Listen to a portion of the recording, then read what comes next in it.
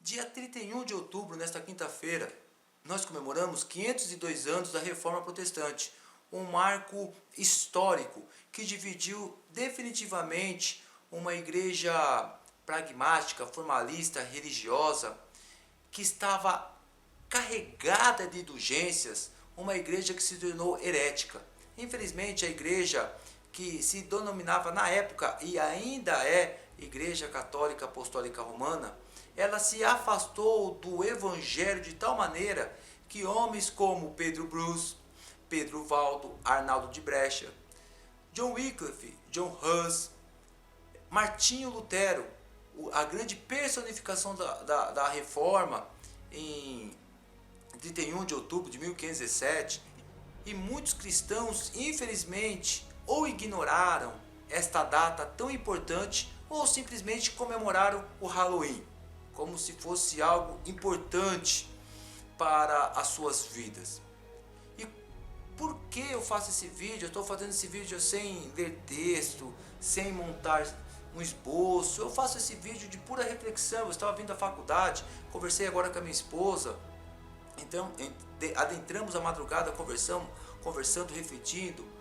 Qual que é o problema do Brasil quando eu falo do aspecto de igreja organizada? De igreja formada com estatuto, com um pastor presidente, com um corpo deliberativo de obreiros, com um grupo de irmãos, grupo de irmãs, com escola bíblica dominical, com um grupo de louvor. Eu não sei como é a tua igreja, mas qual é o problema do Brasil? Um país enorme, com 26 estados, mais o Distrito Federal, só aqui em São Paulo são 645 municípios. Por que a nossa igreja ela está se tornando uma igreja medieval, igualmente pragmática, formal, religiosa, como foi a igreja católica? Estou aqui para poder refletir e poder levar até você algo que possa edificar a sua vida. Na verdade, pessoal, eu sou muito pessimista em relação à igreja brasileira.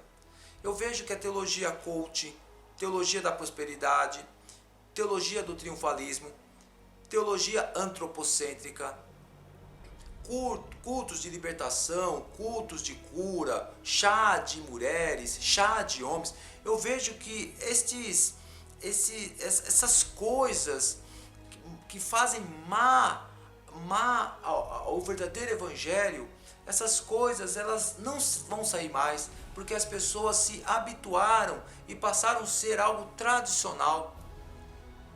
E quando eu olho para Israel, Israel tem 7 milhões de judeus, dos quais 78% não são de religião nenhuma, se declaram ateus.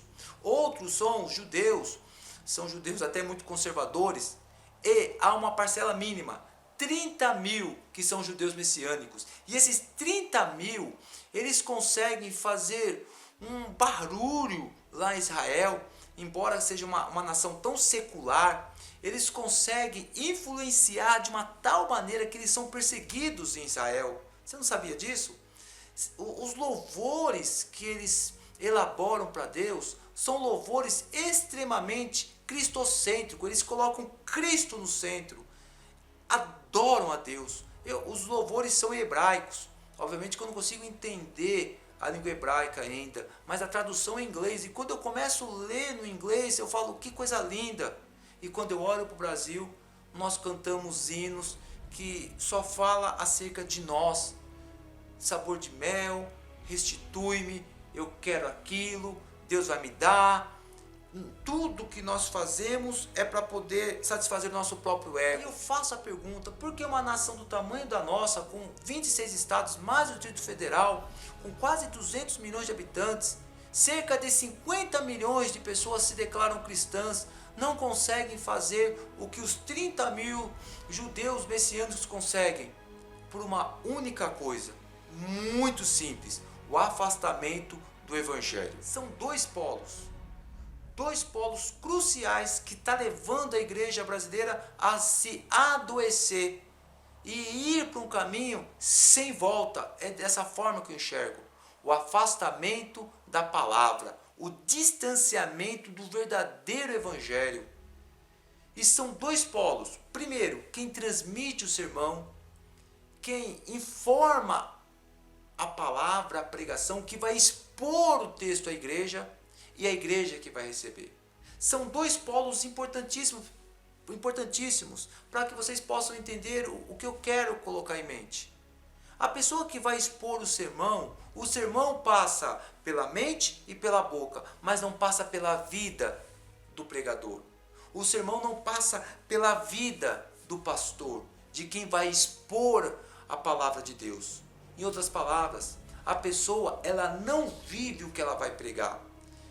Ela tem uma excelente oratória, uma excelente postura, uma excelente entonação de voz, excelentes gesticulações, se veste muito bem, se porta muito bem, tem um português dentro de um plural quase perfeito, mas não tem a vivência do evangelho. O sermão passa pela mente e passa pela boca, mas não passa pela vida do pregador. E em contrapartida, do outro polo, estão as pessoas que vão receber a palavra. O que elas querem receber? Elas querem receber aquilo que aquele pregador está falando. Uma palavra vazia, uma palavra que vai trazer um conforto imediato, para agora, já, algo terreno, algo que satisfaça o ego, que satisfaça o seu próprio ser. Então nós vamos nos tornando esta igreja do Brasil, a igreja secular, a igreja do século XXI, em que os cristãos pulam carnaval, comemoram o Halloween, comemoram festas juninas, onde os cristãos eles se declaram como cristãos. Eles falam assim, eu tenho os frutos. Eu tenho os frutos, eu sou paciente, eu sou amoroso, eu tenho fé, eu faço boas obras, eu tenho os frutos. Mas quando você olha o que ela professa, o que ela pensa, você não consegue enxergar, identificar nela o Evangelho. O Evangelho, pessoal, a palavra de Deus, ele é algo completo. É uma nova criatura, é um nascer de novo. A pessoa pensa como Cristo, fala como Cristo, ela age como Cristo, ela tem os frutos do Cristo, embora seja uma pessoa imperfeita. O problema do nosso país é o afastamento do Evangelho. E é um caminho sem volta. Eu sou muito pessimista em relação a isso. Dessa forma que eu enxergo. E na verdade, pessoal, eu confesso a vocês que eu estou muito preocupado mesmo. Não é nenhum governo que vai resolver a situação do país. Não é nem Lula nem Bolsonaro. Não é nenhum governo que vai resolver o problema do nosso país. A única coisa que pode salvar a vida das pessoas é o Evangelho de Cristo. Embora eu discuto sobre política, eu gosto de política, sou professor, o Evangelho de Cristo é a salvação para a nação brasileira. Nós precisamos atualmente de pregadores que deixam a palavra permear a vida deles, a palavra passar pela vida deles, e de outro lado um público que querem que a palavra do mensageiro, do pregador, do pastor permeie as suas vidas. Este é o segredo. O segredo de tudo é palavra, é leitura bíblica, é nós nos rendermos à sola escritura, somente a Bíblia, somente as escrituras. Esquecer um pouco revelação, profecias, curantismo, esquecer um pouco sonhos, visões, deixar essas coisas secundárias de lado. São importantes, porque a palavra vai nos levar a algo maior. Paulo fala sobre isso. Somente a palavra pode nos levar a algo maior, a um caminho mais excelente, que é o amor. Amar a Deus sobre todas as coisas e o nosso próximo como a nós mesmos. É isto. Deus abençoe a vida de vocês.